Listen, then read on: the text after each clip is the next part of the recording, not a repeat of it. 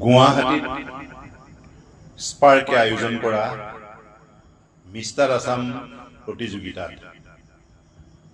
সনামুখ অঞ্চলৰ NC পাটগাঁও নিবাসী মণিৰাম মিলি আৰু মনুমতি মিলিৰ সুযোগ্য সন্তান ৰায়েশ মিলিয়ে অসমৰ ভিতৰত মিষ্টাৰ আছাম খিতাপ অৰ্জন কৰিবলৈ সক্ষম হয়।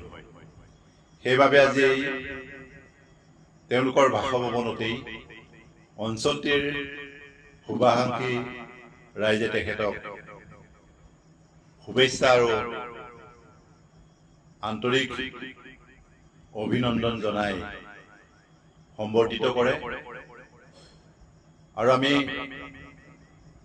আশা কৰিছোঁ ৰাইজে যে অদূৰ ভৱিষ্যতে তেওঁ অঞ্চলটিৰ নাম উজ্জ্বল কৰিব আৰু নতুন প্ৰজন্মৰ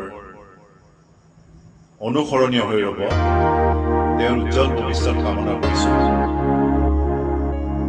তেওঁ যাতে এই অঞ্চলৰ নাম বিশ্বব্যাপী ৰাখে তাৰ বাবে তেওঁক সদায় আন্তৰিক শুভেচ্ছা জনাইছোঁ।